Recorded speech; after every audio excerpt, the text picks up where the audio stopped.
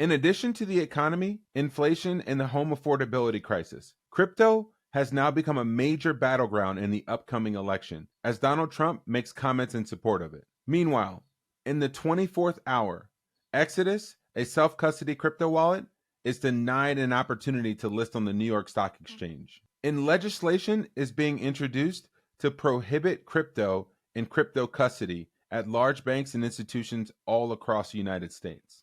Which leads me to this question. Is Bitcoin a partisan issue or a generational issue? Will our global problems be solved by simply electing different leaders? Or will they only be solved when we fix the problem itself, the broken money? Welcome to Bitcoin Daily. I'm Dante Cook, head of Swan Business.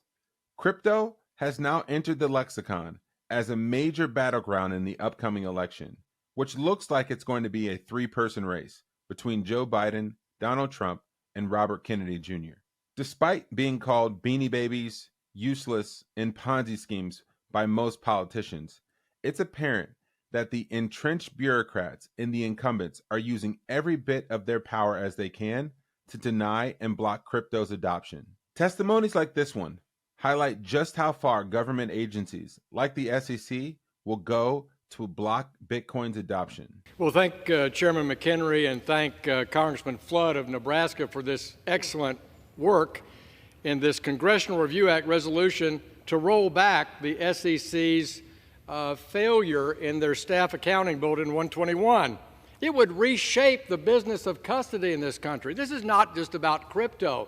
This is a sweeping rule that the SEC has implemented without following the Administrative Procedures Act. The GO says it's a rule. Well, if it's a rule, it needs to go through the Administrative Procedures Act and have a comment period and get people involved, because as Ranking Member Waters noted, they did not consult with the banking regulators who have the primary role of supervising custody in this country. A custodian is someone who holds your assets for you, whether it's shares of stock or acres of forest land, a rental house, or 10 Bitcoin. Holding reserves against the assets in custody is not standard financial services practice. This staff accounting bulletin is misguided. It requires that money be set aside for that category of assets, of digital assets in custody. It's part of a broader attack by the Biden administration to treat digital assets differently from all other assets. And that doesn't make any sense to House Republicans. Under Mr. McHenry's leadership and Mr. Thompson's leadership of the Ag Committee, we have a fit-for-purpose approach that, in fact, directs the SEC and the CFTC how to handle digital assets. Unfortunately, this accounting bulletin is in the wrong direction. That's why we have the Congressional Review Act. That's why we're using Article I authority under the Constitution to say this is the wrong direction and that we will all come to this House floor and say it should be repealed and sent back. And I would remind my friends on the other side of the aisle, senior Biden official, Vice Chairman Barr of the Fed, Acting Comptroller Sue, all testified before our committee. They were not consulted by the SEC about this staff accounting bulletin. It is a significant change. It is a rule. It should have gone to the Administrative Procedures Act and be out for public comment. That's why I thank the gentleman from Nebraska for leading the charge on this important resolution. I urge adoption, and I yield back the balance of my time. Speaking of the SEC, Exodus, the self-custody crypto wallet, was planning on going public on the New York Stock Exchange in just weeks or months, but in the 24th hour, the SEC denied their bid and said they don't know exactly when they will be able to list their company publicly. And in other news, Democratic elected officials Sean Castor, Bill Foster, Brad Sherman, and Emmanuel Cleaver have aimed to prohibit crypto mixers, which they claim to have been used to finance terrorist attacks and are used for illicit purposes. Their proposed legislation is aimed at banning crypto mixers, again a very broad term, for 2 years while they study their effects. And if they are running, any transaction that has come through a mixer would have a fine of up to $100,000. You have to question the validity behind this legislation. They realize that this will never get passed, but they also have to realize that They're trying to ban something in an innovation like Bitcoin that is growing literally faster than the internet. What are they thinking? Being anti-crypto is not a good platform to run on if you hope to get reelected. And you know who understands this? Donald Trump's camp. And while he was on the campaign trail from the podium, he announced that he's fine with crypto and doesn't plan to legislate against it. They are against it. Biden doesn't even know what it is. If you ask Biden, sir, are you for or against crypto? What's that? What the? Get me off the stage. He's saying, get me off the stage. No, he has no idea. But look, Gensler is very much against it. The Democrats are very much against it. And I say this, a lot of people are very much for it, probably a lot of the people in this group. And I'm fine with it. I want to make sure it's good and solid and everything else, but I'm good with it. And if you like crypto in any form, and it comes in a lot of different forms, if you're in favor of crypto, you better vote for Trump. And yes, I realize that being pro-crypto does not mean that you're pro-Bitcoin. Despite Bitcoin being the first cryptocurrency, the largest cryptocurrency, and the most useful and successful cryptocurrency. So I'm skeptical that pro-crypto means that Donald Trump is also pro-Bitcoin. But it's more favorable than other messages that I've heard out there. But one point I want to make, people are framing this crypto issue as a bipartisan issue. But I think that's the wrong classification. I believe that it's actually a generational issue. The old generation, or primarily boomers, versus Gen X, millennials, and Gen Z, the future of our country. This tweet from Sam Lyman, Director of Public Policy at Riot Platforms, highlights this point well. 21 Democrats voted in opposition of Gary Gensler's overreach. The average age of these Democrats was 48 years old. Contrast this to older people in the Democratic Party, like Maxine Waters, who's 85, Joe Biden, who's 81, and Elizabeth Warren, who's 74, who we know is the leader of the anti-crypto movement in Washington, D.C. By highlighting this goes to show that this isn't a Republican versus Democrat issue. This is a generational issue. Based upon me researching information for this show for the last 4 months to produce this daily show, I know that the 4 things that Americans care about most are the economy, inflation, housing affordability, maybe avoiding World War III, but also crypto. But people are really trying to fix the problem by simply addressing the symptoms. They're looking at the problems on the surface and thinking that it's a financial issue or a political issue. But the foundation of our problem, not just in the United States, but globally, is that our financial system and the money that it's built upon is fundamentally broken. Lynn Alden highlights this in her new video, highlighting the problems with our current banking and monetary system. With more than 160 currency jurisdictions worldwide, these governments, including the United States, possess substantial authority to erode the value of people's savings and wages, often channeling this value opaquely to various parties situated closer to the source of money creation.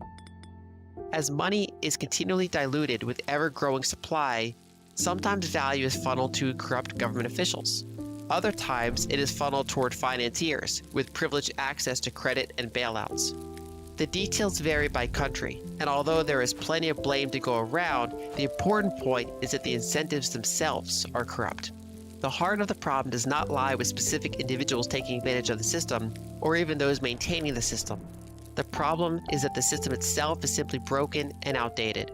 Perhaps what is needed is an entirely new system, one that cannot be changed at the flip of a switch, one that is decentralized, one that is permissionless, one that is open source. This is just a minute clip of a 30-minute video. I encourage you to watch the full 30-minute video to understand how we got to fiat currencies, the role of banks, the limitations of the banking system, and what the problems are that have been created as a result of central banking policy. Her thoughts about a solution? A permissionless, decentralized central banking policy that is open sourced money. Her solution to the problems that we're facing is Bitcoin. You can find the link to the 30-minute video in the show notes. So, when you see the cost of owning a home pre-COVID was $1,400, and now it's over $2,750, you can blame it on Joe Biden or you can blame it on Donald Trump. The reality is, the money is broken. When you see a company like Tesla that's instituting more layoffs and has reduced all of the job openings on their hiring page from over 3,000 to just 3, you can blame Elon Musk, or you can realize that the money is broken. When you see an article like Seattle Public Schools shutting down 25% or 20 elementary schools, you can blame the Seattle Public School Board, or you can realize that the money is broken. When you see that you're paying 20% more for 50% less, like a 6-inch, 6-buck footlong from Subway, you can blame that on corporate greedy executives, or you can realize that the money is broken. You can either look at the fruit or look underneath at the root. The broken money is corrupting every institutional layer that's built above it, which is everything in our society. Kinetic war, rioting, overthrowing elected officials is an option, but they aren't the only options. At Swan, we believe in a peaceful and fair and more just future, one that's built upon an open source, decentralized, permissionless monetary policy, and that is Bitcoin. And that's why we're giving every customer, existing or new customers, no fees on the next $10,000 in purchases that they make in our platform. And like always, we always emphasize self-custody and automatic free withdrawals. You know, one other thing that we believe in at Swan is making the party and inviting outsiders to be insiders and to rub shoulders with the insiders. And that's exactly what we're doing with the Pleb Party 2024 in Nashville, created by my friend and the one and only Bitcoin legend Anders, sponsored by Swan. We're expecting 1,000 people at an amazing venue on July 25th in Nashville at Bitcoin 2024. We're going to have great food, great drinks, great conversations, but most importantly, great relationships. I've received a lot of emails about people wanting to leave their corporate or their fiat jobs in order to get into Bitcoin. I invite you to come to events like these so you can meet Bitcoiners in real life. Join people like me, the rest of the Swan team, and other people that, again, 2 years ago, I would have never known, and I would have considered myself a nobody in this space. But because I went to events like this and have gotten involved, gotten into the action and rubbed shoulders, I consider people like James Lavish or Larry Lepard or Preston Pish or Mark Moss or Natalie Brunell or Robert Breedlove or Nico from Simply Bitcoin to not just be people that I know on Twitter, but people that I've met and know in real life. And you have that opportunity too. So I invite you, go get a ticket to the Pleb Party at plebpartynashville.com.